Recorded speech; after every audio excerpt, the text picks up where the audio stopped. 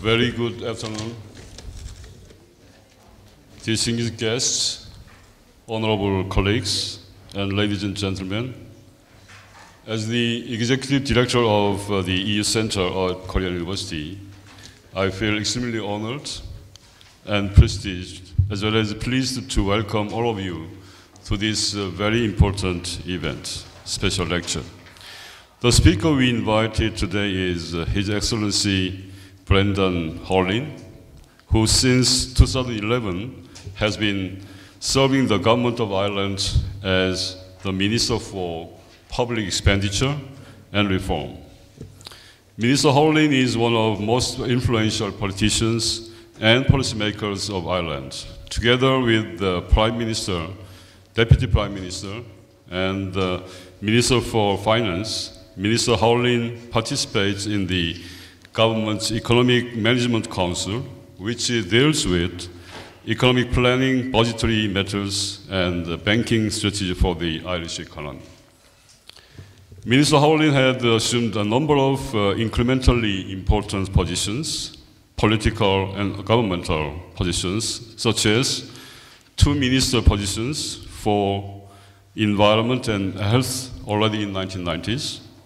And he also is a member of both Senate and Parliament, Labour Party spokesperson on European affairs, constitutional matters and law reform, and human rights.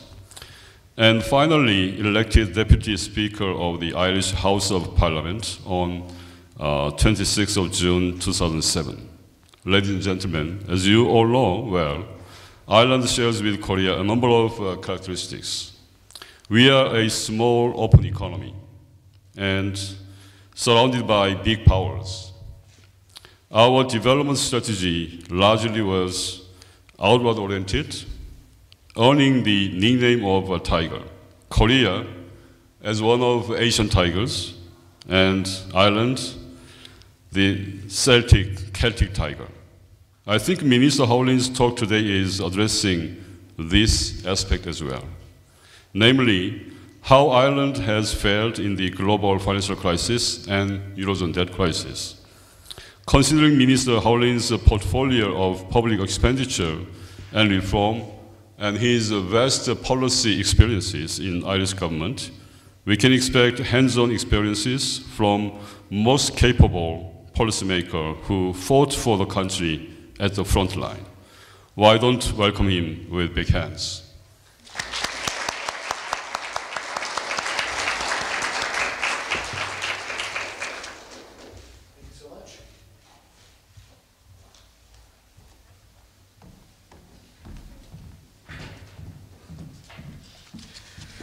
Thank you so much, Professor Park, distinguished members of faculty of Korea University, and students of Korea University. Thank you for turning up. And let me explain why I'm here. This time of the year, we celebrate our national day in Ireland, St. Patrick's Day. And the St. Patrick's Day celebrations happen across the world, and it provides an opportunity of members of the Irish government to reach out to world leaders and peoples to demonstrate the values that Ireland offers, politically, economically, and culturally. I'd like, therefore, to begin by saying how glad I am to have this opportunity to speak to you. I'm honored to be asked to one of Korea's, indeed one of Asia's most prestigious universities. I'm particularly pleased to be at this European Union Centre, which I understand will shortly celebrate its first birthday. Happy birthday in advance. These centres play a vital role in ensuring that the economic and political ties between Europe and the rest of the world are strengthened. Through encouraging greater understanding of the European Union and of EU policies, not just here in Korea, but throughout the world, I firmly believe that these centres enhance Europe's resolve in addressing and challenging global challenges that face us all. Some of you may know that this is in fact my second visit to South Korea. Like the first time I arrived, I continue to be struck by the talent, the industriousness, and the vigor which is found here. What I want to talk to you about today focuses on two core themes: Ireland's recession and subsequent recovery, and the lessons which can be learned from Ireland's experience and what from those experiences can be applied elsewhere. Ireland and its economy suffered more than most in the wake of the global financial crisis. International developments certainly contributed to the economic problems that became manifest from 2008 onwards. However, it was the pursuit of inappropriate domestic economic and fiscal policies in the years leading up to the crisis which caused us the greatest hardship. When my government came into office in 2011, we recognized that we were living and spending beyond our means and that a realignment had to take place. But on St. Patrick's Day, this particular week, in 2015, I can tell you that we've made remarkable progress and there has been a remarkable turnabout in Ireland's economic fortunes. Ireland's success in dealing with its challenges is all the more noteworthy as it has come on the back of hard work, sacrifice, improvements in our competitiveness and efficiencies. We know firsthand that difficult but necessary reforms which produce long-term economic benefits must be implemented. These reforms that we've put in place over the last 4 years are the bedrock of our economic recovery. Of course, the impacts of the financial crisis extended across the globe. The challenges which we faced in Ireland, while severe, have unfortunately not been unique to Ireland. The European Union, specifically in the Eurozone, has had to grapple with the inadequacies of its government framework, that's the governance of the euro, low levels of economic growth, and the threat ongoing of deflation and high levels of unemployment. I'll give you an overview of the reforms which the European Union and its member states have introduced in order to improve the formulation of fiscal policy. While significant progress has been made in improving the fiscal governance framework and the resolution of the sovereign debt crisis across the peripheral countries, a number of issues still remain to be resolved. The rise in dissatisfaction among the peoples of Europe with some of the European institutions demonstrates that the benefits have not been fully realized or appreciated. Ireland has been among Europe's best performing economies throughout the 1990s. We had very high levels of economic growth, low unemployment, and consistent budget surpluses. It's the period that Professor Park referred to as the Celtic Tiger. What we've now come to understand, however, is that that growth in the years up to the financial crisis was based on a faulty and unsustainable model of domestic consumption. The beginning of the global credit crisis in 2008 coincided with a dramatic slowdown in the Irish economy.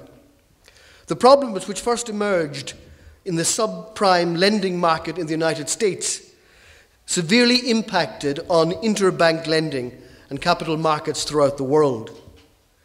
The Irish banking sector, which had benefited enormously from low borrowing costs, which the joining and establishment of the euro initially brought about, suddenly found itself no longer able to borrow on the international markets. However, we must acknowledge that Ireland's economic problems were, as I've said, largely homegrown. The overinvestment in domestic property was fueled by inappropriate economic and fiscal policies, which saw at the same time double-digit increases in public expenditure and simultaneous tax cuts.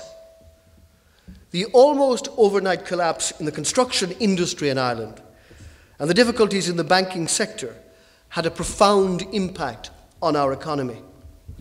Real economic output collapsed, falling by 9% between 2007 and 2010.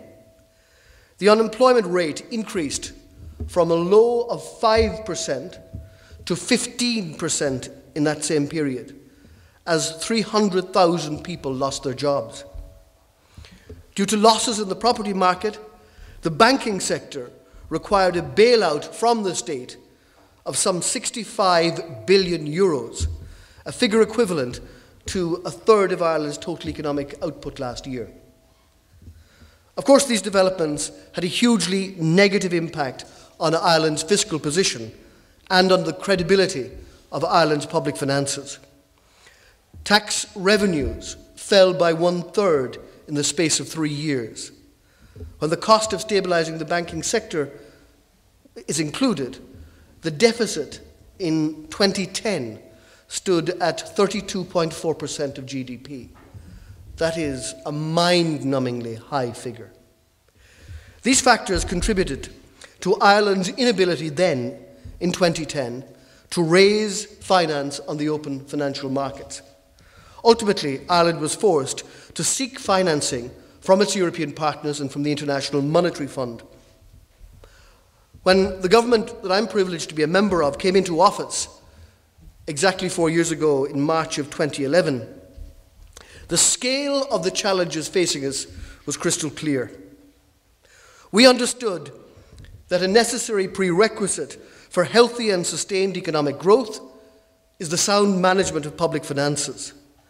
Our strategy to return our country to economic prosperity had 3 fundamental pillars. Firstly, restoring the sustainability of public finances. In simple terms, balancing our books. Secondly, repairing the broken banking system. And thirdly, improving the economy's competitiveness through structural reform to drive job creation. With my colleague, the Minister of Finance, we developed an approach to fiscal consolidation to gradually reduce the deficit to below the target we set of 3% of GDP by this year, 2015. When you consider the starting point, the total deficit in 2010 in excess of 30% of GDP. Now, a chunk of that was the banking recapitalisation, but even leaving that aside, it was of the order of 12%. So in 4 years, we set ourselves the target of reducing the deficit to below 3%. And I can report to you that the target we set for this year of 2.7% of GDP will be achieved. Some 2/3 of this effort fell on public expenditure and was achieved through the implementation of key budgetary measures, including public sector pay cuts, cuts in the numbers of public servants generally, the postponement of capital investment projects, and driving administrative efficiencies across all agencies and departments of state. Between 2009 and 2014, public expenditure has been reduced by 9.1 billion euros, a reduction equivalent to 14.5% of GDP. Public expenditure contribution to the overall fiscal consolidation has been significant and ensured that our fiscal objectives were met. Our approach to fiscal consolidation was not to simply apply blanket reductions to all areas of public expenditure. In the context of a poorly performing economy and a weak labour market with ever more people unemployed, we recognise the need to support economic growth and protect society's most vulnerable. Our approach to economic and fiscal policy is based on maintaining an acceptable social standard, a safety net below which nobody should be allowed fall. Recent evidence from the OECD and from our own research shows that Ireland's system of social transfers, and this is very significant, means that the means by which wealth and income are redistributed within society are among the most effective in Europe at reducing inequality and poverty. Our prioritisation as a government has also accommodated the increasing demands that the changed economic circumstances placed on our public services. For example, the number of people claiming unemployment benefit grew from 170,000 in 2007 to 360,000 by the end of last year. In 2014, we had 880,000 first and second level students. This is roughly 100,000 more than in 2007. So we've had to face demands in education and in health and in social welfare provision, and at the same time reduce expenditure. Even in the face of these increased demands, we've successfully delivered on our fiscal targets every year, often with margins to spare. This year, 2015, represents the last year in which we will be required to meet a deficit target, as we will now, this year, officially exit the excessive deficit procedure of the European Union. The deficit target that we've set ourselves this year, as I've said, is below 3% of GDP, a target that we will comfortably meet, and much larger economies within the Eurozone, for example France, has sought a derogation because they will not be able to meet it. Our ability to follow through on our commitments to restore stability to the public finances ensured that Ireland became the first country to exit the EU IMF programme. We've regained again access to international bond markets, now at very favourable interest rates. International confidence in this government's ability to meet its liabilities have been restored, and Ireland's sovereign debt, which was not long ago regarded as junk, has regained investment status across all three of the international main rating agencies. This is hugely encouraging and further opens up Irish sovereign debt to foreign markets throughout the world, particularly here in Asia. Last month, the Irish government sold its first ever 30-year sovereign bond, amounting to 4 billion euro and a further 1 billion euro last week. It is significant to know that that 30-year money accrued an interest rate of 1.3%. Such long-term confidence in the Irish economy was unthinkable a few years ago. But we're now also in a position to repay the International Monetary Fund's portion of their funding for us, of the bailout. We've already made 2 repayments in the last 6 months, amounting to 12.5 billion euro, and now less than half of the IMF's loan remained to be paid. This was a loan that was expected to be paid over 30 years. It will be fully paid back by the end of this year. Our success in putting the public finances right has been greatly assisted by my department's implementation of reform right across the public service. We published 2 public service reform plans, beginning when we came into office in 2011. These have focused on openness, relentless efficiency, and focused on the users of public services in order to create better outcomes for them. The efficiency savings have clearly been important as we sought to reduce public expenditure. We've successfully created a smaller, more efficient public service with roughly 10% fewer employees. Equally important, however, was ensuring that the quality of public services provided was not negatively impacted by expenditure reductions. This required that we implement productivity improvements and other measures right across the public service, as increasing demands, as I've indicated, have now to be met with less resources and less human capital. The latest public service reform plan, the second, which was published last year, focuses on the use of alternative models of service delivery, maximising the use of digitalisation and open data, utilisation of the reform dividend to support service improvements, and greater openness, transparency and accountability. Implementing this will help ensure that we continue to deliver ever better services to our citizens. The shortcomings of Ireland's budgetary process was fully exposed during the crisis.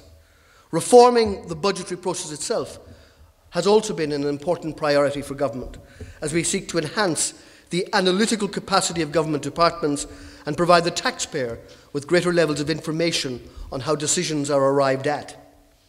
We now carry out periodic reviews of public expenditure, comprehensive reviews of expenditure as we call them, in order to determine where our priorities should lie into the future. The latest review was carried out last year and has informed public spending decisions for the next 3 years. We now publish performance information which links government spendings with outputs. In the past, Parliament focused almost exclusively on what the money was spent on. Now we want to see what did we get for the money, what was the outcome, and was the target outcome achieved. We've established the Irish Government Economic and Evaluation Service within my department, which has added immeasurably to our analytical capacity. The inadequacies of the previous fiscal governance framework at EU level has led to the most significant reforms in the budgetary process. I'll speak about those reforms later in the context of the remarks I want to make about the European Union. What I can say, however, is that these initiatives mean that Ireland is now approaching international best practice in terms of how we communicate our fiscal policies with our stakeholders. Achieving fiscal targets are well and good. Getting the numbers right on a balance sheet is important, but they're only one side of the coin. Over the past years, we've endeavoured to create the necessary conditions for economic growth, and clearly this too has worked. Ireland became Europe's fastest growing economy last year, with official growth of GDP of 4.8% last year. GNP growth was 5.2%. This is the strongest annual growth that we've experienced since 2007. We expect to maintain that performance this year and next year and into the future. It's imperative that the benefits of recovery are now felt by our citizens. There are encouraging signs that this too is happening. For example, the recovery in the labour market is providing more and more employment across all sectors. The Irish economy added 30,000 jobs last year, a clear indication that we're seeing a dividend from our changed prioritised focus. We've completely transformed Ireland's labour system with a number of initiatives through Pathways to Work, which helps the unemployed develop new skills and reconnects them with market and job opportunities. Meanwhile, the reforms included an action plan for jobs. It is a joined-up, whole-of-government approach driven by every department to eliminate any barriers there are to job creation. To date, the number of jobs created under the government's tenure has amounted to 115,000. While we can still work hard to deal with the ongoing unemployment situation, things are certainly moving in the right direction. We have a long and extremely successful track record in helping the world's leading and most innovative companies to establish themselves in Ireland. Even during the recession, our performance in this area has been robust. And as the global economy recovers, we expect to develop foreign direct investment even further. Last year, despite the concerns around the euro and around Europe in general, employment in the foreign direct investment sector reached 175,000 in Ireland, the highest on record. IDA, which is the agency responsible for attracting foreign direct investment into Ireland, sees no diminution in the demand for investors to site themselves in Ireland and have targeted a further 35,000 jobs in the next 2 years in the FDI sector. In total, around 1,200 multinational companies have chosen Ireland as their strategic home. There are many reasons why companies continue to come to Ireland. Among them, we have a highly educated, adaptable and talented workforce. We have a highly competitive tax regime, and we have a very pro-business culture and a government which has prioritised the removal of barriers to doing business. Ireland's indigenous companies are also recovering and are now leaders in sectors such as agri-foods and ICT. As the indigenous sector continues to work out the legacy issues affecting them after the recession, we expect strong levels of employment growth there too. So I'm greatly pleased to say that after years of contraction, growth has returned too to our domestic economy.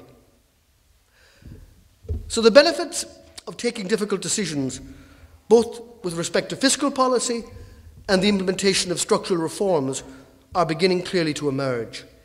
Even with the high level of economic growth we're currently seeing, we're under no illusion regarding the work that yet remains to be done. We're certainly on the right path, but we're not yet out of the woods. Turning, as I said I would, to Europe, the outlook for the immediate future is less clear. Significant and welcome reform has been implemented in how member states formulate their own fiscal policies. These reforms have strengthened the provisions of the Stability and Growth Pact. They have allied the budgetary timetables of euro area member states, so we all work on the same economic semester now. We've established a banking union and enhanced the oversight and enforcement capacities of the European Union over each domestic economy. In Ireland, we fully welcomed these reforms, as we understand more than most the impact of reckless profligacy and the dangers which such policies pose not only to our citizens but to citizens everywhere in the Eurozone. We've taken a very proactive stance in strengthening the legal frameworks in which decisions are made. For example, we've passed legislation which states that our budgets must be balanced or in surplus at all times. We've also introduced a multi-annual expenditure framework which allows us to better manage and better plan expenditure. As I mentioned, we will deliver on our GDP target of below 3% this year, which means that Ireland will enter what's called the preventative arm of the Stability and Growth Pact from next year onwards. We'll have to adhere to the fiscal rules within the protective arm, such as the expenditure benchmark and the adjustment towards the medium-term budgetary objective, the MTO. We will also have to make sustained progress in reducing our national debt to the target of 60% of GDP or below from its current level of 110% of GDP.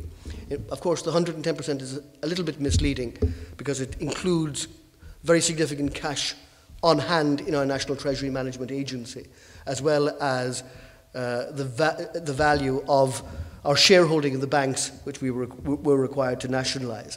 In real terms, the current debt is about 90% of GDP, which is not far from the European average. Thankfully, we've placed these fiscal metrics on a firmly downward trajectory. We remain committed to bringing the finances to a more sustainable position in the medium term. And in parallel with these fiscal objectives, we must also recognise that the continued success of the European project, the project of the integration of the European member states, will be founded on ensuring that all European citizens see within the European Union the opportunity to prosper. There are serious challenges facing the European Union, and we need comprehensive action from all member states to ensure that these challenges are addressed. While Ireland continues to strengthen, lack of demand in continental Europe has seen economic growth stall in many countries. We've also entered a prolonged period of low inflation, and I just saw the European inflation figures published by Eurostat this morning, and we're still in negative inflation of 0.3% negatively. More fundamentally, however, it is unacceptable that almost 12% of the Eurozone workforce is now unemployed, while in countries such as Spain and Greece, 1 in 4 of their citizens are out of work. This worsens when we look at youth unemployment, which stands across the Eurozone at close to 24%. The recent rise in anti-European sentiment across many member states is a direct consequence of our failure to tackle these problems, because these are the issues that matter to our citizens. Now that the more existential challenges facing our common currency are abating, we must focus all our efforts on addressing challenges such as these. It is for these reasons that Ireland welcomed the more recent initiatives to help encourage growth. These include the European Central Bank's quantitative easing programme, which started last week, and the debate around flexibility in the application of the fiscal rules.